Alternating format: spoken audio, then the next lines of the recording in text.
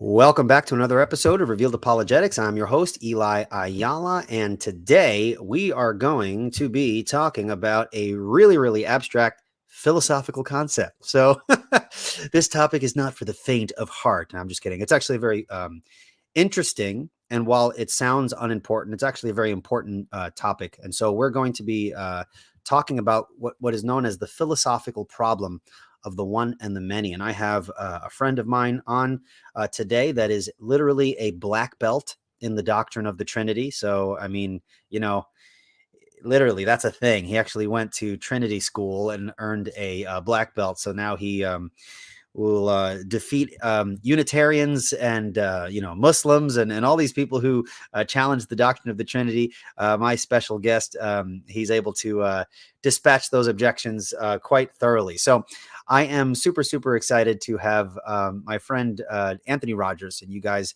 if you don't know who Anthony Rogers is, you definitely need to go over to his YouTube channel. I think it's literally just called Anthony Rogers. He'll correct me if I'm wrong on that point.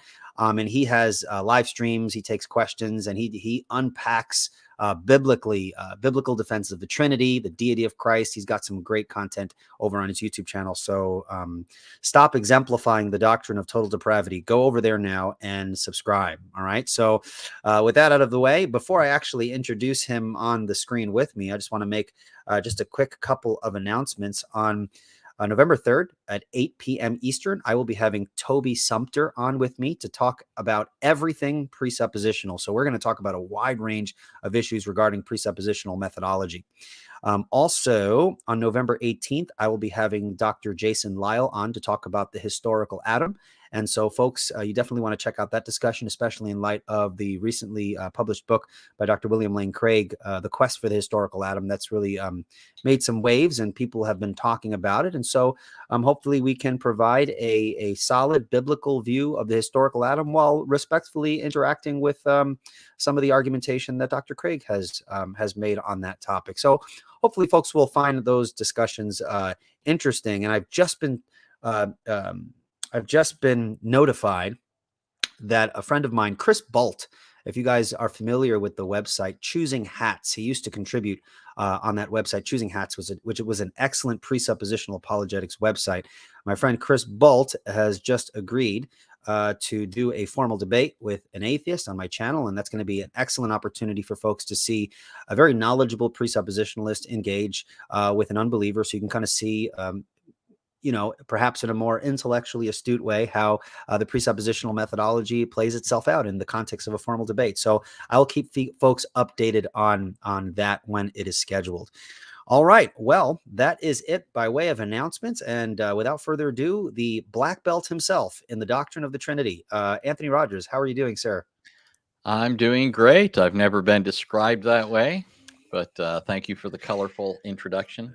No worries. Well, I was thinking of the background. So you have kind of that Asian, that Asian flavor in the background. And I figured you really do know the doctrine of the Trinity really well. So I figured black belt in the Trinity. So it makes you look cool. So why don't you take a few moments to introduce yourself and point people in the direction of your stuff, where they can get their hands on maybe videos, articles that you've written. Why don't you just tell folks a little bit about yourself before we get started? Okay, so vocationally, I am a pastor in the Presbyterian Church of America. In that capacity, I serve as the regional director in South Carolina for Metanoia Prison Ministries. So it's a branch of Mission to North America, which is the PCA's missions agency. So that's what I do vocationally, primarily. I also have some other side jobs that I do for different places. I also preach pretty regularly, at churches in place of pastors that have to be away. And then I do a bunch of stuff on YouTube and other online forums. As far as where people can find some of my material, I've written various things in various Christian magazines, theological journals, and books. I contributed to a book called Our God is Triune, since you mentioned the Trinity. It was edited by my friend Michael Burgos, and it was co-authored by a number of people, Michael, as well as Dr. Edward Dalcor, and other people. among the journals that I've contributed to, one is the Puritan Reformed Theological Journal, which is, you've probably heard of Beaky's work. He is up there at Puritan Reformed Seminary, and he is the main guy behind Reformation Heritage Books. So they have a journal. I've contributed to that and other magazines over the years. Anyways, Sure. online, I've contributed, or at least in the past did for quite a while, contributed to the Answering Islam website. Not everything on there is, from me, is specifically about Islam. There are things just setting forth or defending particular Christian doctrines. Mm. So there's all sorts of stuff there that people can look at, even if they're not interested in Islam. I've done a lot of YouTube stuff. In the past, I mostly did stuff on the Acts 17 Apologetics page with David Wood. And since December, I've been doing stuff on my own channel. So I've been building that up. So yeah, that's basically me. That's what I do. That's hopefully useful to some people. Yeah, well, I encouraged people before I invited John to check out your YouTube channel. If you guys don't know, Anthony came on my show earlier to talk about, it was a few episodes back, to talk about presuppositional apologetics applied specifically to Islam. And for good measure, you also applied presuppositionalism to Judaism. I don't know if you remember that. I mean, you do a bunch of stuff, but I remember specifically in that discussion, you were able to weave in a presuppositional application both to Islam and Judaism, which I thought was very helpful for folks. So let's dive right into our topic. And before we do that, just want to let folks who are listening, if you have questions, Anthony Rogers is also a black belt in answering questions. So if you have any questions about our specific topic, just kidding around. If you have any questions about our specific topic, just make sure that you preface your question with questions so we can differentiate between the comments. All right. Well, let's open up with kind of some context, Anthony, right? So you and I, we would identify ourselves as presuppositionalists in our apologetic methodology. And we are typically known to use something along the lines of what we call a transcendental argument for the truth of the Christian worldview. Okay. And one of the centerpieces of the Christian worldview is the Trinity. So can you lay out for us, okay, the transcendental argument for the Christian worldview and why the Trinity is the centerpiece of the Christian worldview? And then maybe we can kind of move from there to this issue of the one and the many, so we can make connections for people as to why the Trinity actually provides what we often say provides the necessary preconditions for intelligible experience. I hope my question was well formed. Yeah. Okay. Sorry, I was just actually That's looking okay. at some of the comments. But so first, I'll start with the doctrine of the Trinity and its centrality, its importance with respect to the Christian worldview. The doctrine of God, it should be, incontestable to people, is foundational to Christianity. Mhm. There is no Christianity apart from God, and foundational to our doctrine of God is understanding that God is triune, and that in turn is foundational to every other Christian doctrine. One thing I often say is every Christian doctrine either presupposes the Trinity Okay. or logically follows from the Trinity, or at the very least coheres with the Trinity. Okay, so Mhm. anything that doesn't presuppose it, follow from it, or cohere with it just simply isn't Christian. Okay. And so, just to take out one thing that everybody would recognize as fundamental to Christianity, say the doctrine of salvation, uh, salvation, to be properly understood, is something that we understand as a work of the triune God. We are chosen by the Father, purchased by the Son, sealed by the Spirit, blessed God, 3 in 1, as the old saying goes. That's basically Paul's point in Ephesians 1, right? And of course, there are other details we can fill in there. Sure. And then just to take a practical thing, something as central to Christian piety as prayer. Prayer is to the Father through the Son in the Spirit. Of course, we could pray to each person of the Trinity, but just talking about the ordinary mode of prayer, we pray to the Father through the Son by the Spirit. And so this gives you an idea of the centrality of the Trinity, the importance of the Trinity, its foundational nature. But also, if we're talking about creation, which becomes particularly relevant in a discussion like this about the one and the many, a Christian doctrine of creation is Trinitarian. We don't just teach a generic God, neither do we teach a generic doctrine of creation. A full-blown Christian doctrine of creation recognizes that all things are of the Father, through the Son, in the Spirit, right? So, for example, Paul in 1 Corinthians 8:6 says, "For us there's but one God, from whom are all things," right? And then he goes on to say, "And one Lord Jesus Christ, through whom are all things."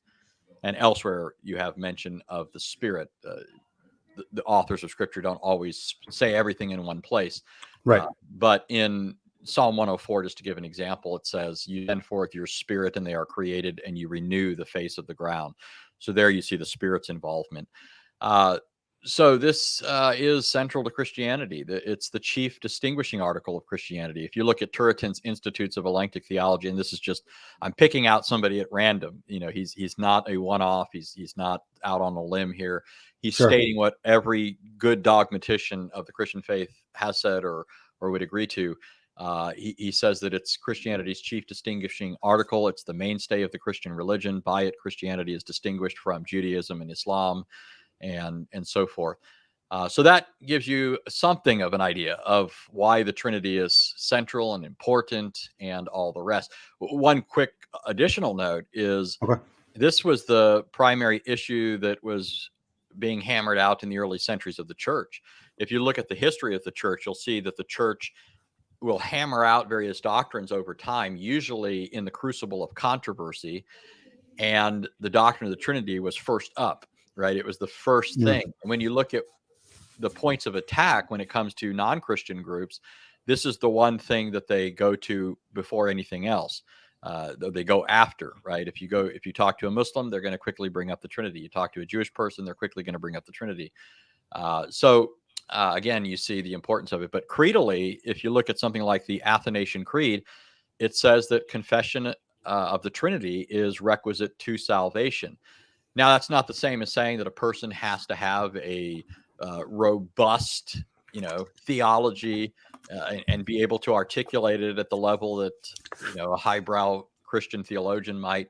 But on a rudimentary level, every Christian knows God as his Father through Christ, the Son, who is his Lord, and by the Spirit, who is in him and enabling him to cry out, Abba, Father. So Trinitarianism is, according to the classical creeds, an essential of the Christian faith. So the other part of your question was, I forgot. The transcendental argument. So yeah. where does the Trinity fit in a transcendental argument? So for those who are seasoned in this discussion, they'll know what a transcendental argument is. If we can just kind of define what a transcendental argument is very briefly, and then just assume folks are kind of up on the topic, and just kind of explain, how does the Trinity play into a presuppositional transcendental argument for the truth of the Christian worldview? Yeah. So briefly, since your audience, most of them will likely know this, as you said, but briefly, when we talk about arguing transcendentally, what we're saying is everybody has a worldview. Everybody thinks and reasons in terms of a worldview. Everybody processes arguments, evaluates facts in terms of a broader framework. And what we're arguing is that when you lay the Christian worldview side by side with the non-Christian worldview, whatever form it takes, whether atheism or Islam, it's only in terms of Christian theism that you can account for those things that are necessary for making anything intelligible.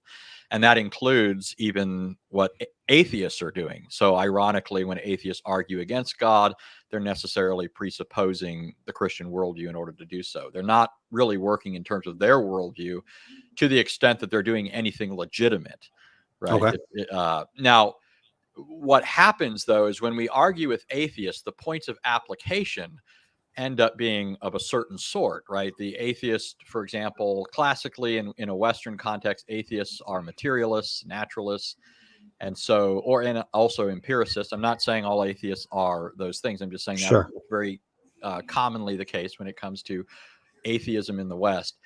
And so when we apply this kind of reasoning to it, we're usually focused on the inability, for example, of the atheist to account for immaterial realities. right? So if an atheist says that only concrete particulars exist, we say, well, in order to argue that, you're relying upon things that aren't concrete particulars. It'd be like somebody saying only marbles exist, and here's my proof that there are only marbles exist. It's this pen right here, right?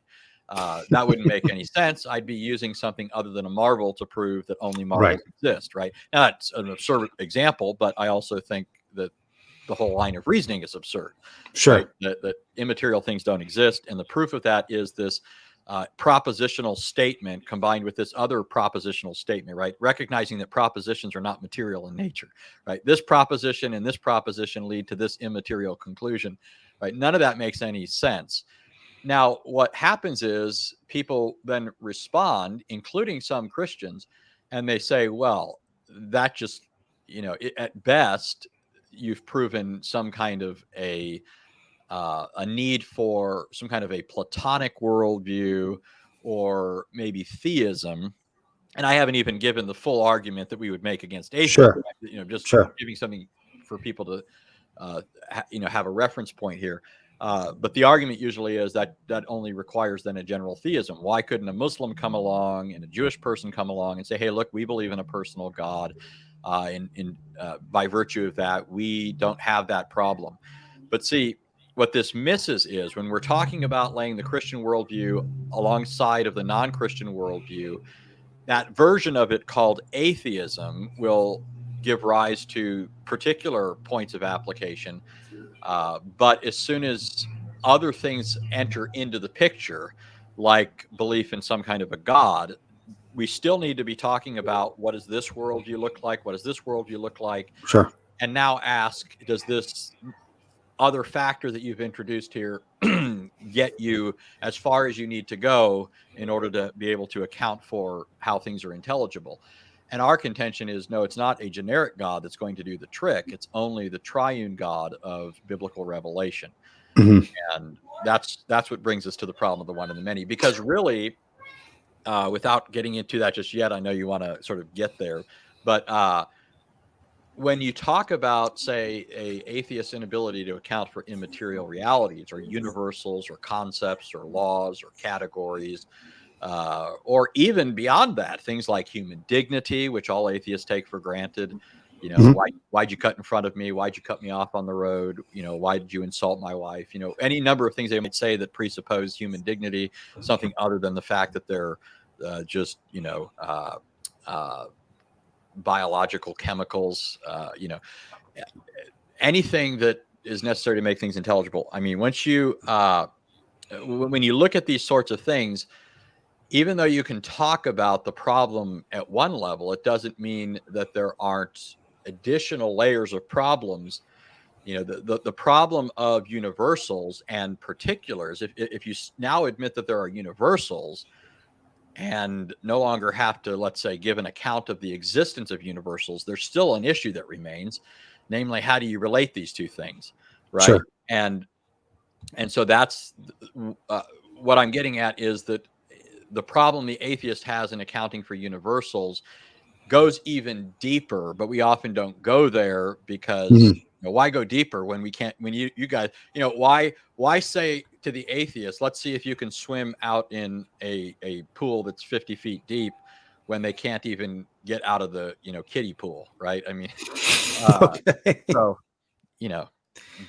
All right. So you did touch on a couple of things there that I think will be a good platform to kind of get into the issue of the one and the many. We could kind of explain what that is for folks who still might not have a clue. And by the way, I do see the super chats, Israel. Thank you so much. We'll get to those towards the back end of the episode. So thank you so much. I do appreciate that. But okay, so you mentioned something that is actually a common objection against presuppositionalists who use the transcendental argument. So when we say that the Christian God, the triune God of Scripture, provides the necessary preconditions for intelligible experience, okay, folks will often say something to the effect of, well, what prevents the Muslim from saying the same thing? I mean, couldn't a Muslim be a presuppositionalist? Couldn't a Jew be a presuppositionalist or whatever? Which, by the way, we invite them to. The whole point of presuppositionalism is to get the other side to recognize that they are presuppositionalists. So let's get to the foundation and do that worldview comparison. But what is it about asserting a non-triune God as the necessary precondition of intelligibility, that doesn't work. Why doesn't that objection fly when the Christian is putting forth the triune God? In other words, can you unpack what makes the God of Christianity unique and relate that to this issue, which throughout the process of answering my question, you can define this issue of the one and the many. Hopefully my question is not all over the place and it makes a little sense, but go for it the best you can. Yeah, well, one thing I would say is even before we get to the doctrine of the Trinity, just a consideration of God's nature and attributes already uh, presents a problem for post-Christian apostate Jews or advocates of the newfangled religion of Islam. Judaism, let me just say this real quickly. Judaism is not to be confused with Old Covenant religion. Judaism is a post-Christian concoction, right? It's not the religion even of the Jews at the time of Jesus, the Second Temple period more broadly, or prior to that. It's a later post-Christian reactionary type of thing. And in many ways, over the centuries, it's been influenced by Islam. If you read Maimonides' Guide for the Perplexed, and Maimonides is a giant in terms of determining or defining what is contemporary Judaism. It looks a little different than Islam. And Islam itself has experienced all sorts of differentiation within its ranks. There are different permutations of Islam. The philosophical types over time have been very much influenced by certain Greek lines of thought. And because somebody like Maimonides was under the rule of Muslims in medieval Spain, he was influenced by this. So there's a lot of similarities there. But one thing I would bring out, just taking Islam as an example, the Islamic conception of God's nature and attributes and character aren't the same as those of the biblical God. A lot of people, they get sort of distracted by terms like God, right? And just think, okay, we're just, you put the word God in there, so it's the word God that does the trick, right? We're saying there's a problem, we say God solves it, and now they talk about God, so that must mean they've got the same solution. But no, that word means something. It means something to Christians. It means something else to Muslims. And when Christians think of God, one of the things that we say is that God has a definite nature, and he always acts in accordance with that nature. So, for example, because God has a definite nature, he is holy, he is righteous, he is just, he's good. There are things that God cannot do, right? Not because he's limited in terms of his power or something like that, but because his nature is of such a sort that he acts in a certain way. And one of the things God says in the Bible that he cannot do is he cannot lie, right? And more broadly, it says he cannot deny himself. And that really covers everything. It means that he can't act in any manner that's inconsistent with his nature, his holiness, his justice, his goodness, his righteousness. All of these things are going to be manifested in God's actions, and God's actions are all going to be consistent with those qualities. Islam, on the other hand, has a very different notion. And again, I'm being somewhat simplistic here because you can't say everything, but there are different versions of the Islamic doctrine of God. They like to pretend like they're monolithic, but they aren't. But one strong vein of Islamic thinking says that Allah has no definite nature. He is pure will, and he does whatever he does. So that morality, for example, is just whatever he wills at any given moment. He might will that it's okay to drink alcohol at one time, and he might will that it's not okay to drink alcohol at another time. Now, this shouldn't be confused with, because sometimes you get people that don't understand basic distinctions.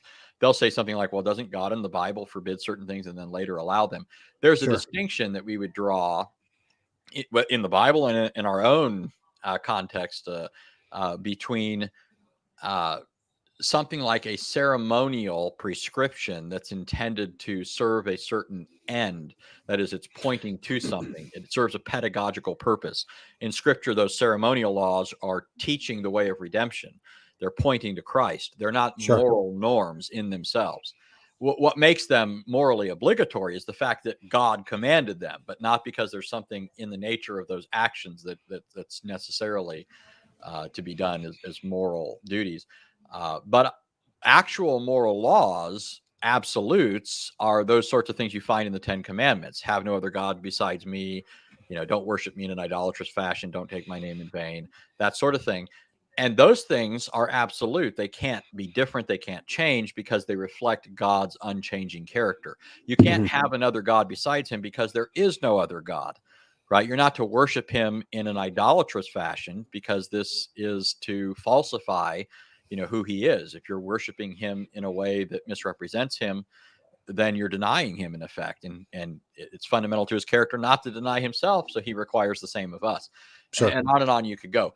That's why scripture repeatedly makes God the standard of morality. Be perfect as your Father in heaven is perfect, right? Be righteous as your Father in heaven is righteous. We're his image bearers, we're to reflect him. Well, in Islam, then, if you have this concept of Allah's will not being tied to some definite nature, then Allah can change his mind from one day to the next and has. Even in the Quran and in the Hadith, you have changing morality. Allah in the Quran shows himself to be fickle. He boasts about being the greatest of all deceivers. In Surah 354, Surah 830, Allah says he's the greatest of all deceivers. Satan in the Quran ends up looking like a good guy. He says that I'm going to, because you've beguiled me, I'm going to lead people astray. Sure. So the reason Satan's doing what he does is because Allah first did it to him. Right. And the Quran, it's not as if Satan is making a false charge. That's the whole point. When you look at what the statement is based on, Satan has been done wrong, and so now he's going to return the favor. So Allah is even greater than or trumps Satan in his duplicity.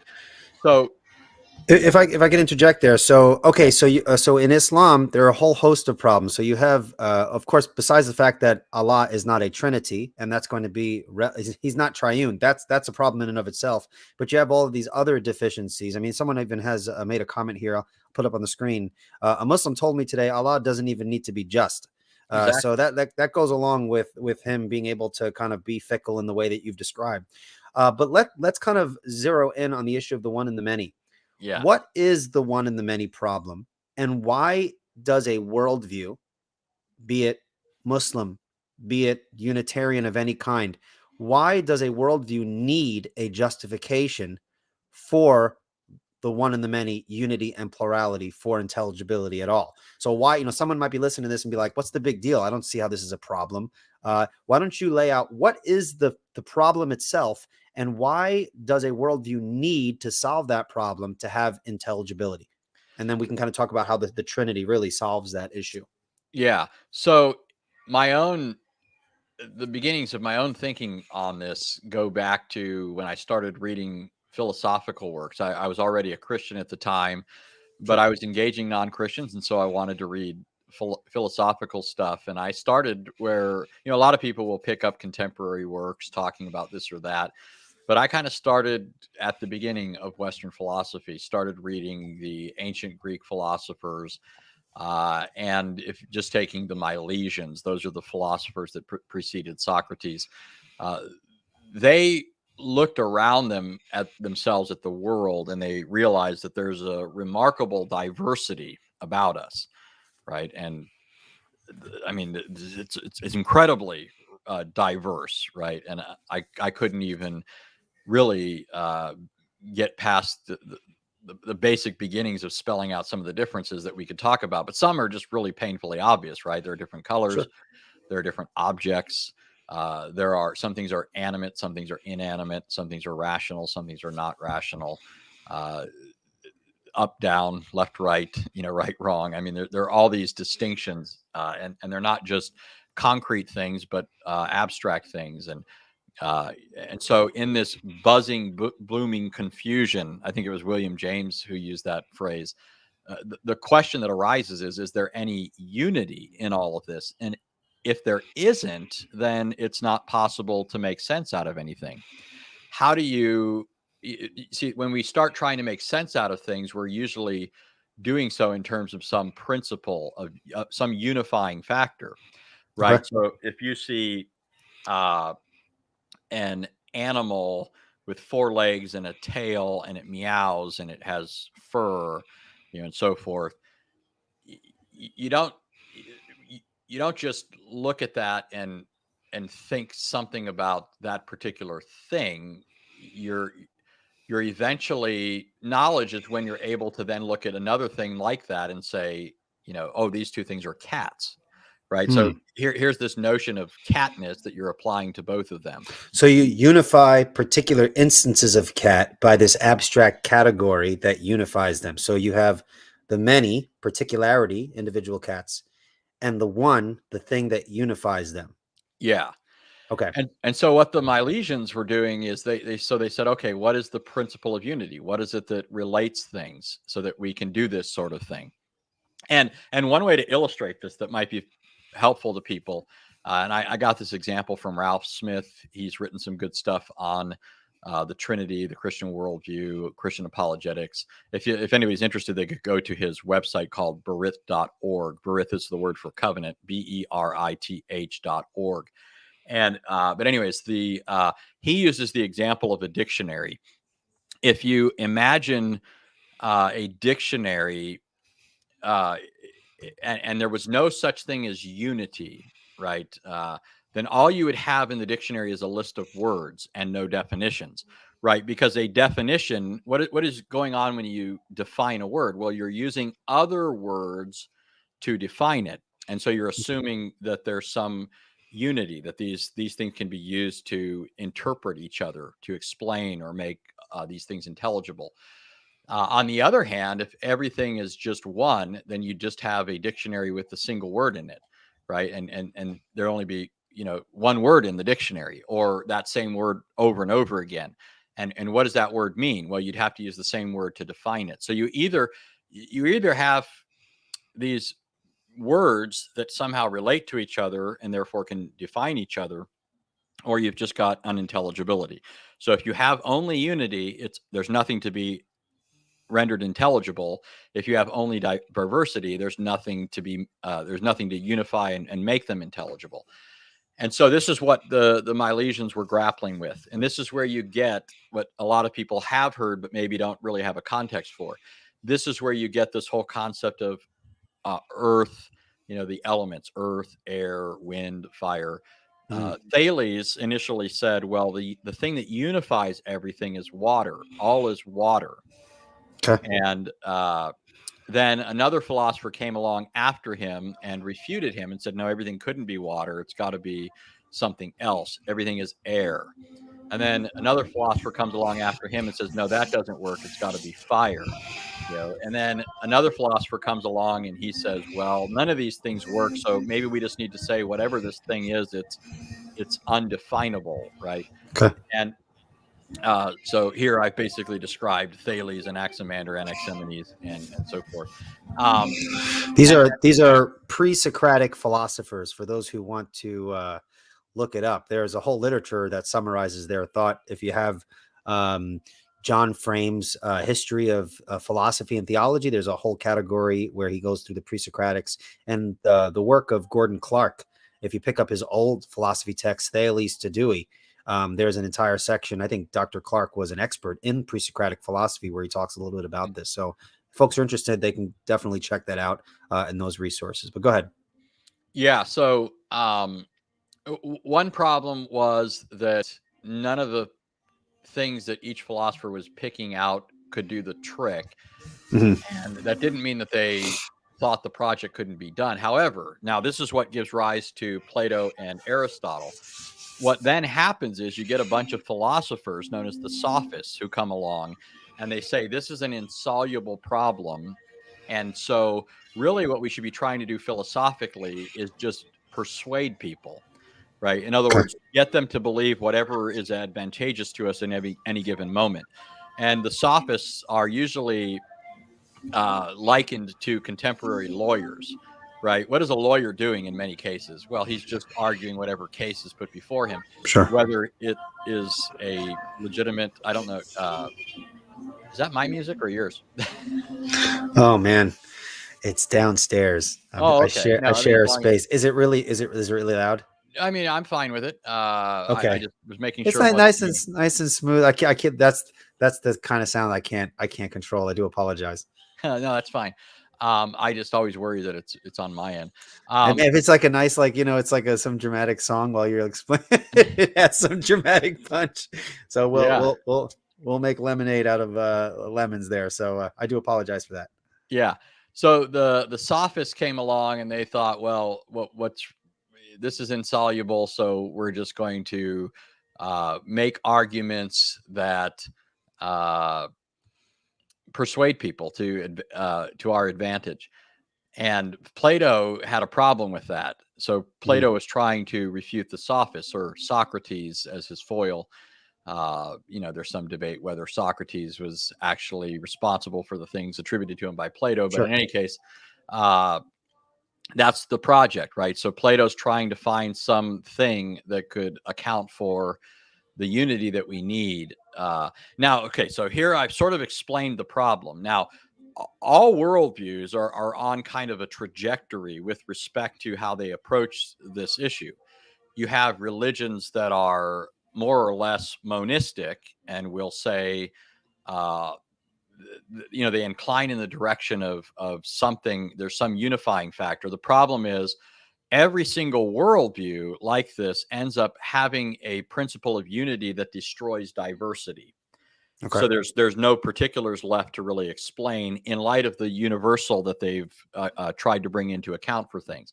And in the other direction, you have worldviews that are more or less inclined towards diversity, which renders unity impossible. So I'm just talking here about trajectories. You either have this principle of unity that allows for no differentiation, so an undifferentiated unity, or worldviews that incline towards plurality, but it's a disunited diversity, right? So there's no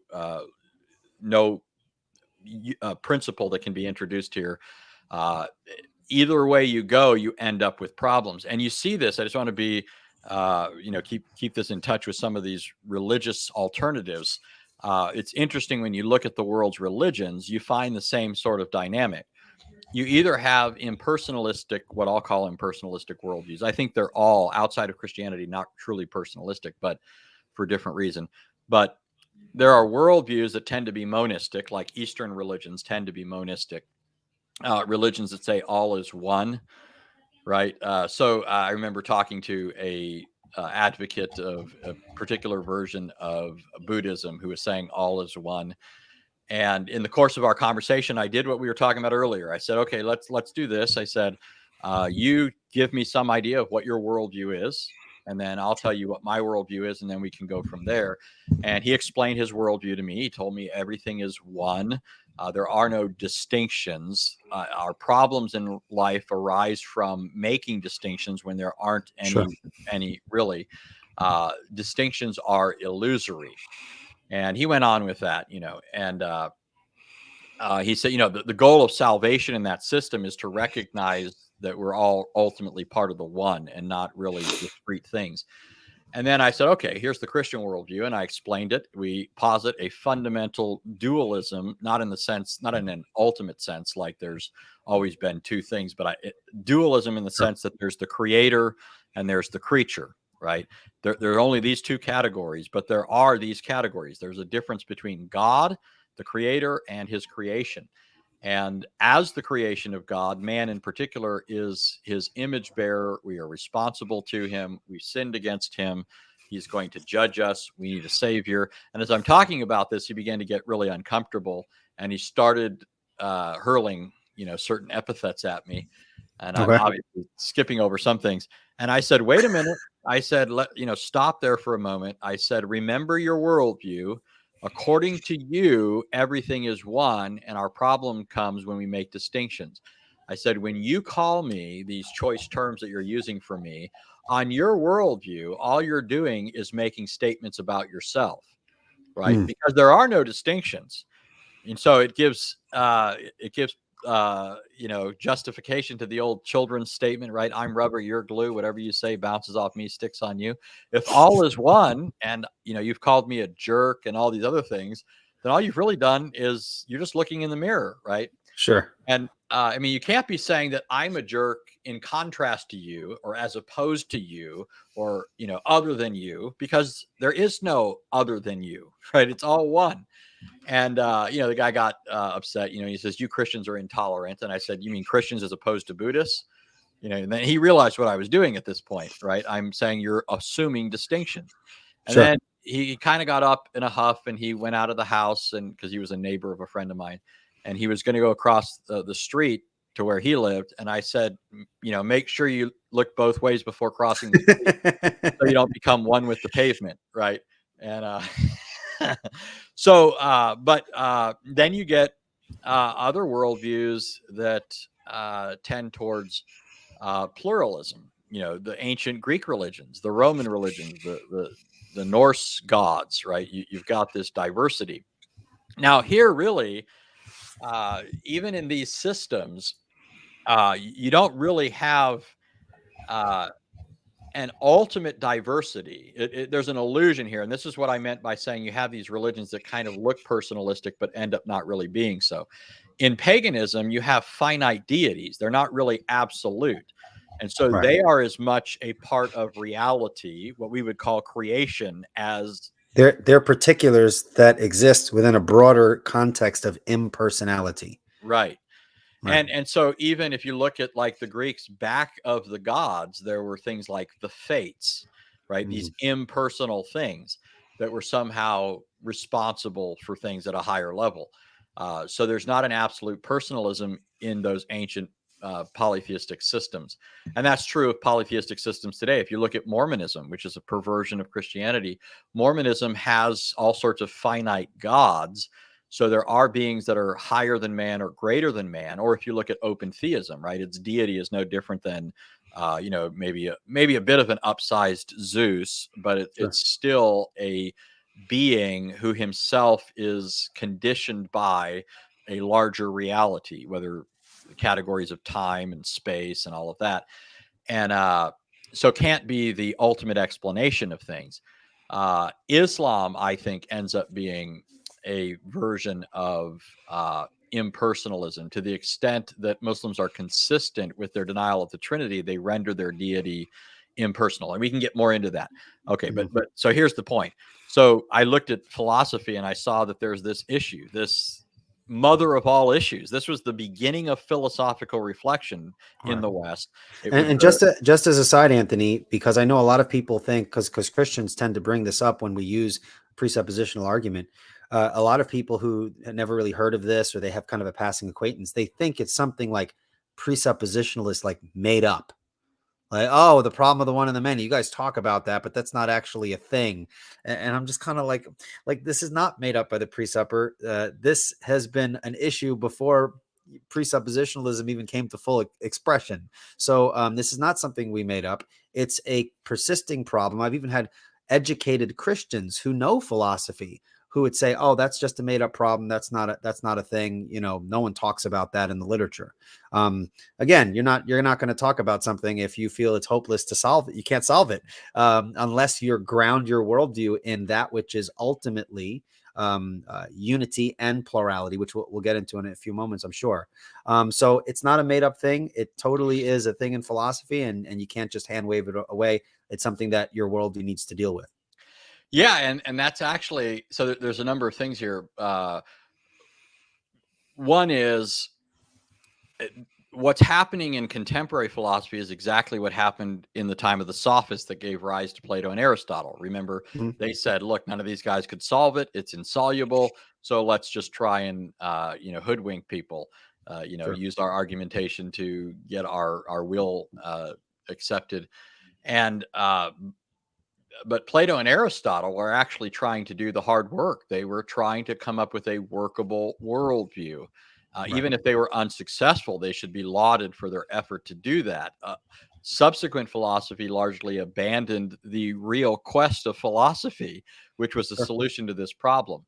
And virtually all of the other particular problems that you see people trying to deal with now are actually just themselves the children of this problem, right? They're birthed out of this problem. And really, when you hear Christians or others that are philosophically inclined scoffing at this as an issue. Number one, it shows how provincial their reading is. They haven't read as widely as they think. Number two, it shows how affected they are by contemporary philosophy and its own shortcomings, because it's Right. really an abandonment of a problem that it was not thought possible to deal with.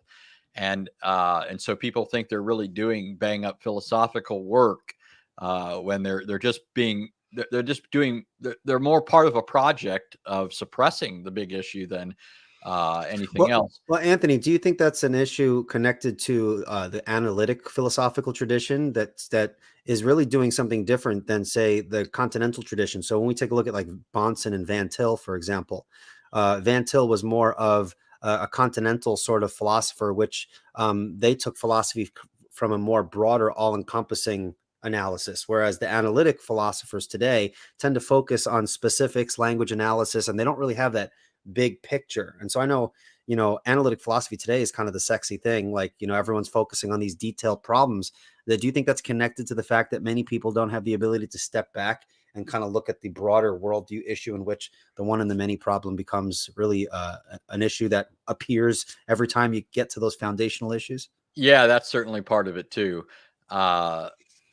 And that's why I think a lot of people in this context sort of, just want to think they can dismiss somebody like Van Til, Mhm. right? And man, I mean, it's humorous to me. I know one guy recently, and I don't pay as much attention these days to people that are critiquing presuppositionalism, because, as I've said to you Sure. in the past, I spend more time personally using the gifts that I've been given to engage in apologetics. I don't have a problem with people who talk about these things, who are teaching these things, or anything like that. It's just I realize my own equipping is such that I want to use these things in a particular way. And so I started ignoring some of this stuff. Besides that, it got kind of nauseating hearing the same stuff that I just knew wasn't true. But one person that I've seen talking about this, and it's not because I've been looking for it. It's like, this person's just always commenting at every turn. Like, they get out of bed and they're thinking, how can I attack Van Til today? And I saw this person, make this comment, like they were going to do this big response to Bonson. And then at the very beginning of this response, basically admit, I only read like a chapter of Bonson or whatever. I'm thinking, Mm-hmm. I'm sorry, that's just lazy, number one. But the same thing is true when it comes to Van Til. The vast majority of people really just don't read Van Til. And so Mm-hmm. they don't see what he's dealing with. And they're also, and this is the point that you're getting at, they're not as well familiar with the broader philosophical scene. And I'm not pretending to be a philosophical expert. I'm just saying that, I mean, this is a fact that Sure. other people haven't ignored these things. And those that are coming from a context where it is largely ignored are going to look at somebody who's not ignorant of these things and think, this guy is just talking nonsense, right? Sure. What does he know, right? That's not what philosophers deal with, you know. But, Van Til, for example, he studied under idealist philosophers who were grappling with this issue. He wrote his, and what's one of the ironies, and I'm sure you know this, is people sometimes accuse Van Til of being an idealist. But Van Til's first major philosophical work was written against the absolute of Right. idealism under idealist philosophers, right? So he was even writing this in opposition to the view of a professor that Right. was going to be, grading his paper, basically. So Van Til did what any good philosopher would do, or any good evangelist or apologist would do. He often used the language of the people that he was talking to. Like, if I go to Germany and I want to be an evangelist there, I'm going to have to try and learn some German, right? Right. Unless they know English. And even apart from language, meaning particular languages, we have vocabulary in Christianity that other people don't understand. So we have to learn how to explain things to people in words that they're used to using. We do this sort of thing all the time, but people turn to Van Til ignorant of some of these things, and they think, this guy, it reminds me of C.S. Lewis, where he talks about a three-dimensional being visiting a flatlander, right? And the Mhm. flatlander, like, saying, this guy's just talking nonsense. That's how people look at Van Til. They're all a bunch of flatlanders. Not all of them, but a lot Right. of them. Flatlanders, and they're looking at Van Til and thinking, this guy is out to lunch. Right. I just I was reading Bonson's Van Til's Apologetic, and he actually has a specific quote right from Van Til himself. I can't find it with all these flaps. I didn't flap that specific section, but it is. He mentions this himself. You brought up the example that the only reason why Van Til sounds like an idealist is because he's adopting the language of the philosophers he's critiquing. But he explicitly denies idealism, and it's probably one of the worst, probably second worst objection against Van Til. I think the first worst objection is the claim to fallacious circularity. Yeah. Every time I hear that, I'm just kind of like, ugh. Well, that's just begging the question. It's like, all right, let me get my glasses. I'm going to go get a cup of coffee and just relax. I get nauseated every time I hear that. It is the worst, as though presuppositionalists never, ever heard this before. And, it's the silver bullet objection. So, right. I just heard it the other day from someone. I won't mention the name because that'll get us off track. But it's all good. So let me summarize for folks maybe kind of lower shelf. Okay, so the problem of and you can let me know if I've got this, Anthony. So the problem of the one and the many, which was dealt with in terms of trying to answer this question of unity and plurality during the pre-Socratic philosophers, right? The problem of the one and the many is asking, what is the fundamental nature of reality? So we observe both unity and plurality. How do these fit together, right? And the fact that they must fit together is a requirement for the preconditions of intelligible experience. So if I posit an ultimate many in which the grounding of reality are loose, disjointed, unrelated particulars, there is nothing that unifies them. And so you cannot make knowledge claims about individual, unrelated particulars because they're not unified. You can't categorize them. So there's really no relation to one object to another object. So if you posit an ultimate many, intelligibility goes out the window. And do I got that so far? Yep. And so if one posits an ultimate unity, what happens? Why is an ultimate unity unintelligible? Oh, well, an ultimate unity is unintelligible because the illustration I gave with like the Buddhist, it breaks down all distinctions. There are no particulars to render intelligible. There's nothing to be explained, right? It all becomes this unintelligible, undifferentiated, amorphous thing, right? And so the problem isn't so like when you look at the ancient philosophers, it's not like they didn't believe that there were real particulars or a real unifying thing. The problem was for somebody like Plato was how do we account for these things? What is that principle of unity? And that principle of unity has to be something that doesn't destroy particularity. It can't do away with the diversity. And that's what was happening with the pre-Socratics, right? As soon as Thales said all is water, well, then really there aren't different things. You've introduced a principle of unity that destroys particularity, right? So you've got to have not only unity and diversity, but a unity that preserves the particularity and a particularity.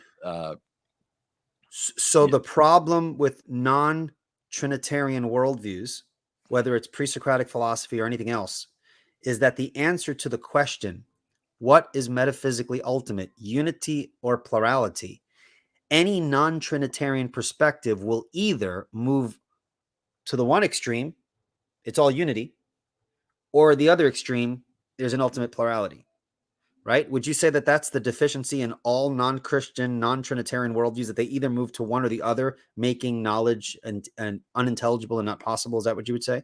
Yeah. And here, let me say this. There's always a distinction that has to be made, or usually, between what the person is claiming and what's ultimately true when we analyze it. Okay. Right. So in other words, you might meet a Buddhist who would say, no, I don't deny particularity or something like that. Sure. Right. But if we look at your worldview and you say all is ultimately one, I'm going to say, yes, you do. Right. If I'm talking to a atomist like Democritus or Epicurus or something like that, and they say, no, we don't deny that things can be made can be made intelligible through some unifying principle, I'm going to say, well, yeah, if you say everything is ultimately reducible to these, uh, discrete monads that have no tie between them, so you always have to distinguish between what a person says they think, that what they think about their philosophy and what it Sure. actually does and what they're actually doing. It's just like the person who he works at a job and the boss comes along and says you're doing a terrible job, and the person says, no, I'm not, I'm doing a great job. The boss says, I'm the judge here, right? Well, yeah, it's not just a matter of what is this group claiming, it's what is actually the case. Sure. I don't mean that we're arbitrarily imposing on them, oh yes, you do really believe this, if they don't really. I'm saying that we have to take into account that sometimes people don't see the implications of what they're saying, and that's just a basic fact of reality, right? Hmm. So yeah, go ahead. All right, I was just laughing at we're Israel. We're gonna get to your super chats. Thank you so much, man. He said he'll mortgage his house if he has to for the super chat. Well, I greatly appreciate the super chats. We're definitely gonna get to those first, and then we'll take some other questions. We'll try to kind of land the plane at this point. So so either a non-Trinitarian worldview will either move to an ultimate unity with respect to answering the question of what's metaphysically ultimate, or an ultimate plurality with respect to what is metaphysically ultimate. Both destroy intelligible experience. And so the reason why it destroys it is because really they have no way to bring these two necessities together. So how does the Trinity solve that problem and save intelligible experience, knowledge, and so forth? Yeah. One of the things I like to just point out at the outset, especially for the benefit of people for whom this maybe is just not a way they're used to thinking, Sure. and maybe with some difficulty they're sort of plodding through this. Well, one, I mean, the more you devote to something, some things are difficult at the beginning and they become easier the more you think about it. So don't Right. give up if that's where you're at. But given where some people might be at, one thing I would say is this. It struck me early on, even before I made much progress in philosophy or studying these world religions. It struck me when I saw that all these philosophies either held to an ultimate unity that destroyed diversity, or an ultimate diversity that destroyed unity. And then when I looked at world religions, where you either had this plurality of gods, or a God who is one but not also many, right? Versions of Unitarianism, Judaism, Islam. I thought how striking this original problem of knowledge and accounting for reality and so forth is a problem known as the one and the many. And it's only in Christianity that you have a God who is both one and many. The foundation of reality, according to Christianity, is a being who is himself both one and many, right? Not one to the exclusion of the other, not one in any way that destroys the other, right? The unity of God doesn't destroy or preclude or swallow up the diversity, and vice versa. And let me read a couple of quotes here from Muslims. I thought this is a good example. Okay. One of the things that struck me, these are just footnotes found in, sorry, That's okay. Yusuf Ali's popular commentary on the Quran. He's commenting on verses where it's talking about Anthony, would you like to just get a quick drink of water? It's fine. Drink Oh. coffee, you know? Some coffee. Yeah, sometimes when people are on the camera, they feel obligated to let me just get my thought out, and we don't want you to, we don't want you to joke. Yeah, so I'm ready, I think. Okay. All right. So there are certain statements in the Quran where it talks about the heavens or the stars, and how things operate in an orderly fashion and stuff like that. And Yusuf Ali has all these footnotes, and I look at them and I'm thinking, he just can't see what he's saying right here. So this is footnote 166. He says, Allah is one, and among his wondrous signs is the unity of design in the widest diversity of nature. So he's commenting on a statement of the Quran, which talks about the unity of things, right? A diverse number of things. And he says this is a sign pointing to Allah as the one who's back of them. And so one thing you should be thinking to yourself when you hear that sort of thing is, well, now, wait a minute. Why does unity in diversity point to a Unitarian God. Okay, here's another quote. Everything, this is footnote 1392, everything in Allah's creation has use and purpose and fits into a design. Though so varied, it all proclaims his unity. A couple of other quotations. Actually, I'll just read one more. This is not from Yusuf Ali. It's from another Muslim called Dawood Khalilullah. He says, in the creation of Allah, we see this wonderful manifestation of unity and diversity. From the atom to the solar system to the galaxies and beyond, there is this great fabric of diversity through which runs the common thread of unity. Okay. So now think about it. Now, again, I'm just giving people a very simple thing to kind of think about. It's striking that this earliest problem that gives rise to philosophy and out of which are birthed all these other problems is a problem of the one and the many. You have various religions that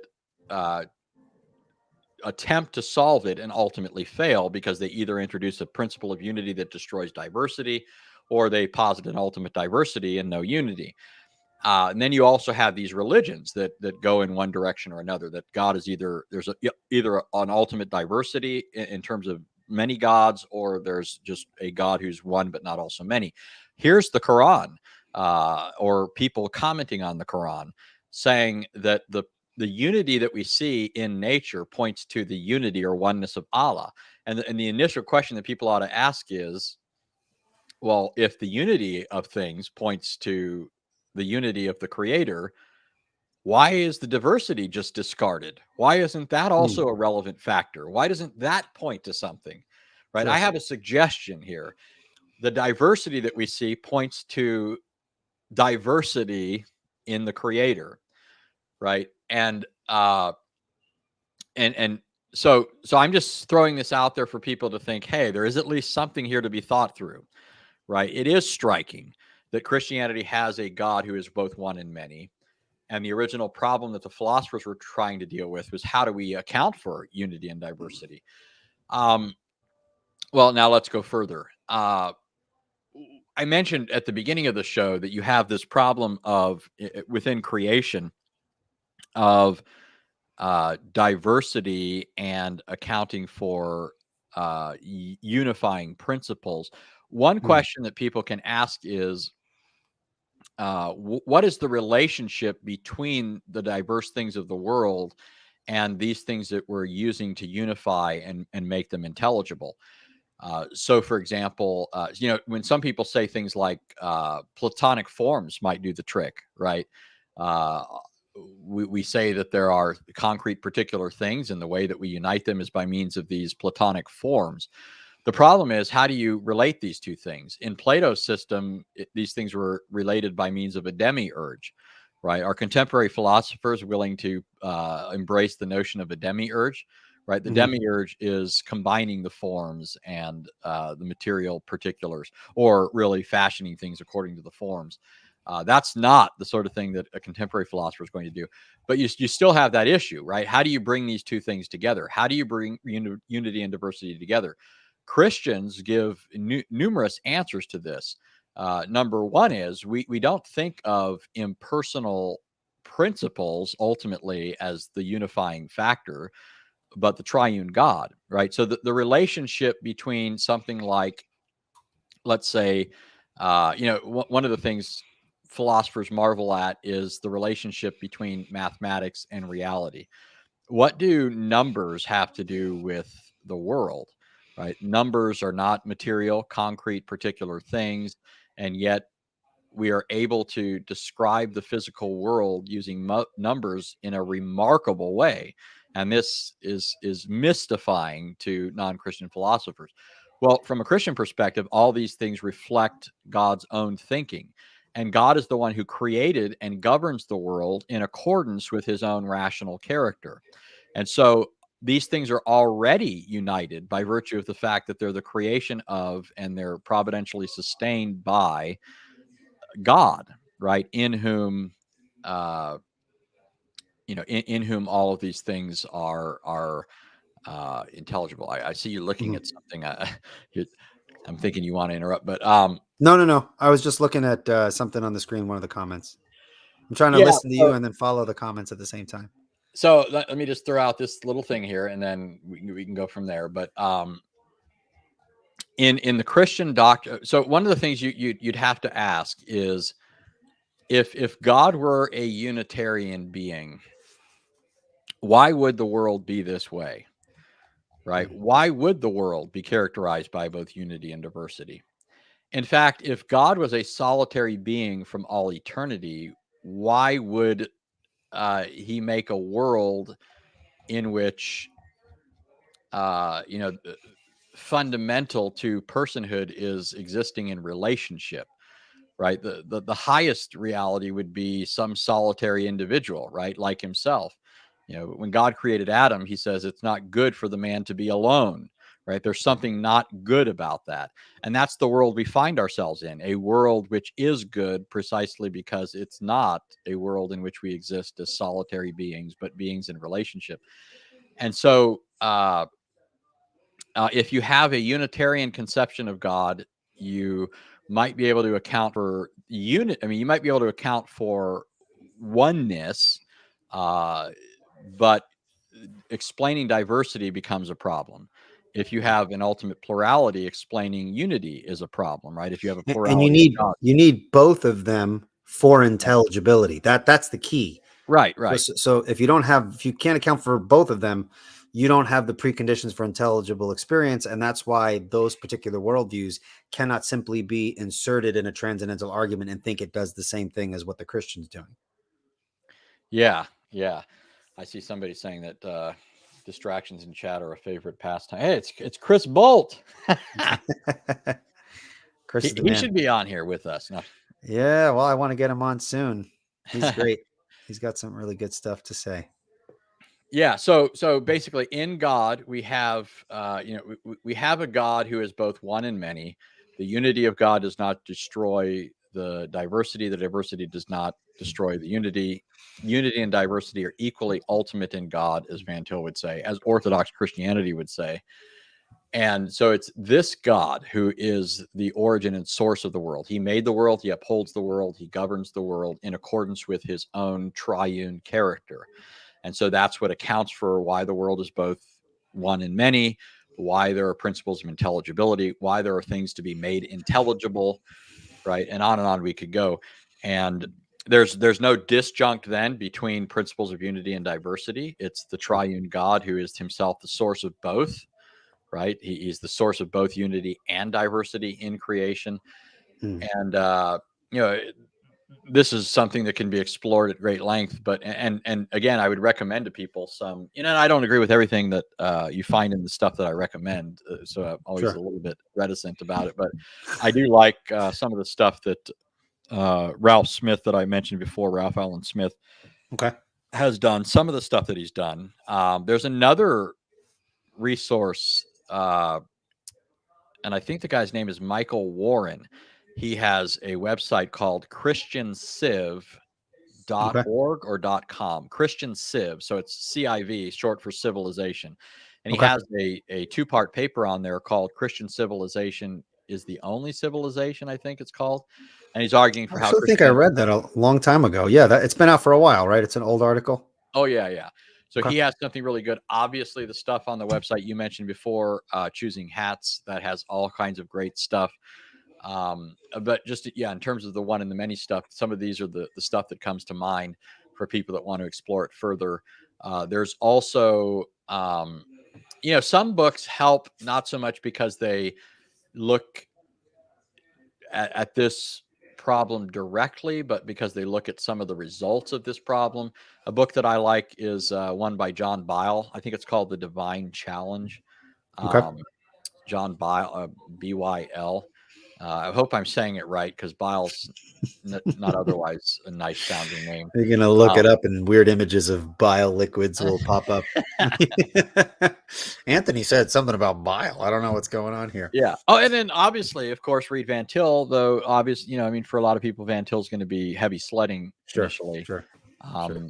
Bonson won't be the best source on this, even though I love Bonson to pieces, both as Right. a example of Christian piety and Christian scholarship Right. and apologetically. But It just wasn't something he spent a lot of time Well, Anthony, I pulling think, out. here's the thing: Bonson tended to focus more on epistemological issues and really didn't touch on these sorts of questions. But if folks are looking for an easy like explanation of all this, you're not going to find it.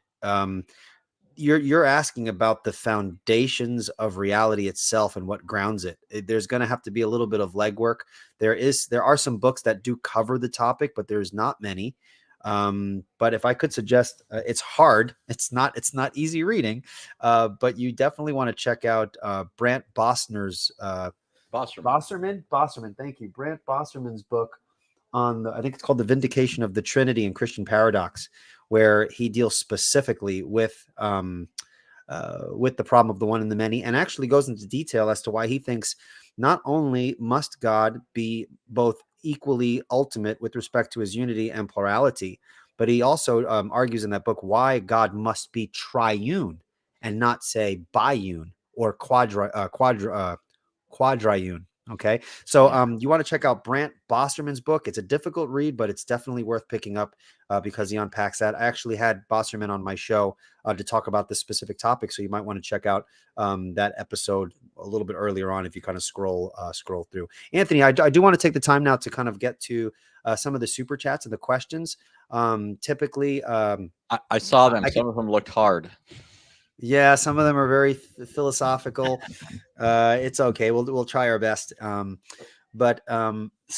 in essence, if you're going to provide if your worldview is going to provide the necessary preconditions for intelligible experience, it has to ground both unity and plurality. And if it's not a triune worldview, it's not going to be able to ground unity and plurality because it either sways to the left, unity is ultimate, and there's problems, or it sways to the right, particularity, plurality is ultimate, and there are problems. You need something that is equally one and many, and the Trinity is the only worldview that that provides that. So just by way of quick, simple summary. So let me get through some of these super chats, and Anthony, I'll ask you the questions, and you can give your best shot, and I'll maybe share some of my thoughts, and then we'll move on from there.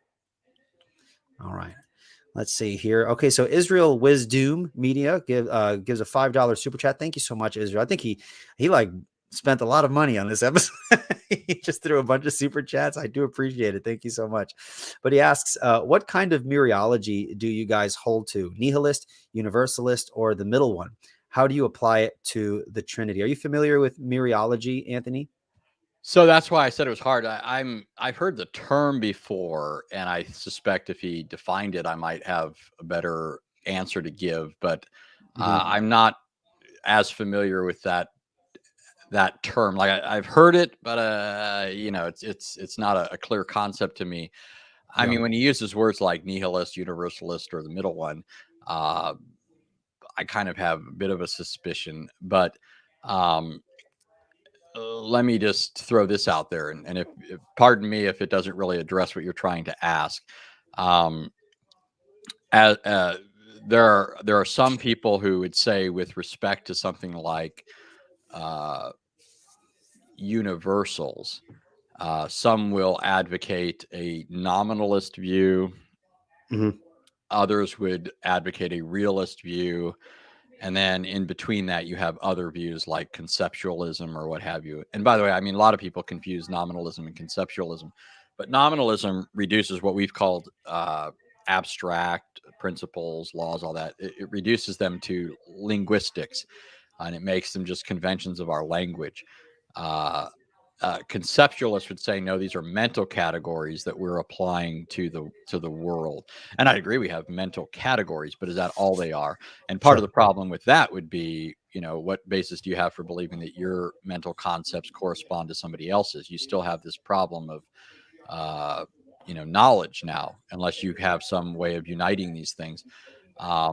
Ultimately, the Christian answer is that the principles we're applying to interpret the world and make it intelligible apply or obtain precisely because they reflect God's own thinking, and it's God's thinking that makes things what they are, right? Everything is created, governed, and upheld by God. In fact, it's significant, I think, that Scripture ultimately attributes this to God's word, right? It's God's word that causes all things to exist. It's God's word that upholds all things. It's God's word that governs all things and makes things happen. And so when we interpret the world to the extent that we're being consistent and Christian and so forth, we're not merely using words, uh, you know, linguistic conventions that have no real application to the world. We're not just imposing our subjective concepts on the world, uh, but we're actually thinking God's thoughts after Him. We're thinking of the world in light of what God Himself says about the world. Mm, Now, again, that may or may not get at his exact question, but that's just sort yeah, of my best guess at what he's asking. So, pardon me sure. for not. I don't I don't know what he is referring to with respect to relating mereology with nihilism, universalism, or the middle one. But when we speak of mereology, we're speaking of a particular view of identity that deals with the relationship between the parts and the whole. Should is the identity of a thing dependent upon its component parts, its related parts? And so he might be asking a more metaphysical question with respect to Mm, what we believe about the unity and plurality of God and how we identify the nature of his being.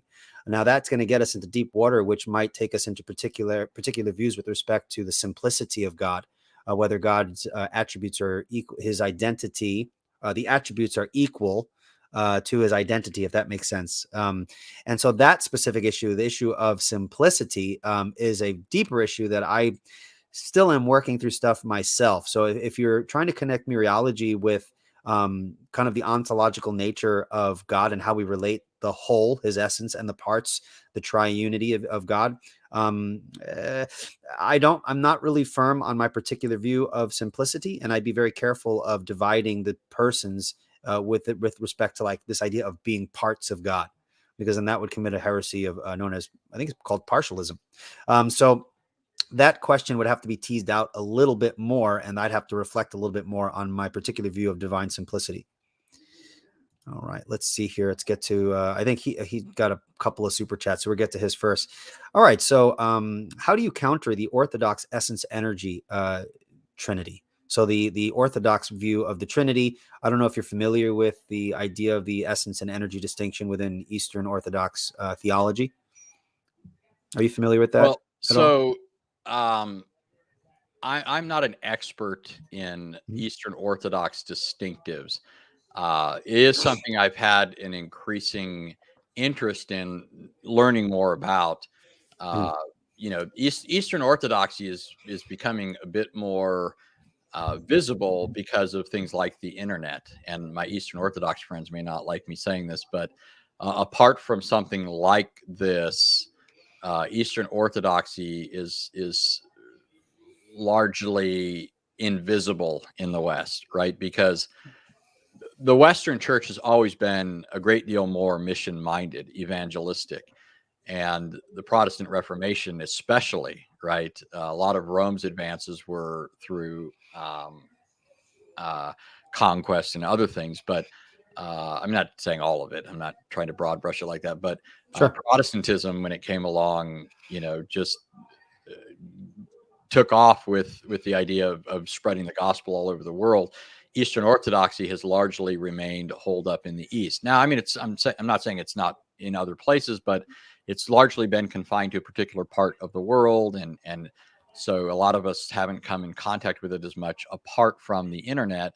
Mhm. And so I confess that in a lot of ways, some of the things that Eastern Orthodox people are saying today, I'm not overly familiar with. And what's interesting to me though is I'm not unfamiliar with the writings of the Eastern Fathers of the Church.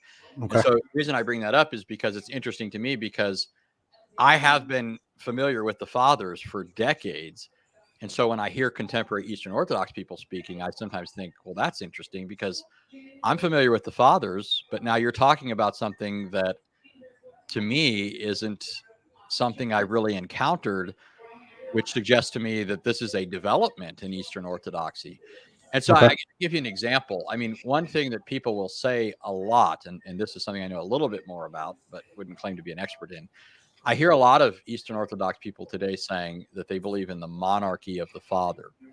And what that means in Eastern Orthodoxy is the Father is the one God, not the Son or the Spirit. It's the Father who's the one God. And then the Son and the Spirit also partake of the essence. But properly speaking, it's the Father who's the one God. He's the monarchy. He's the sole ruler, and the Son and the Spirit are sort of like adjuncts. I mean, I don't mean to put it so crudely, but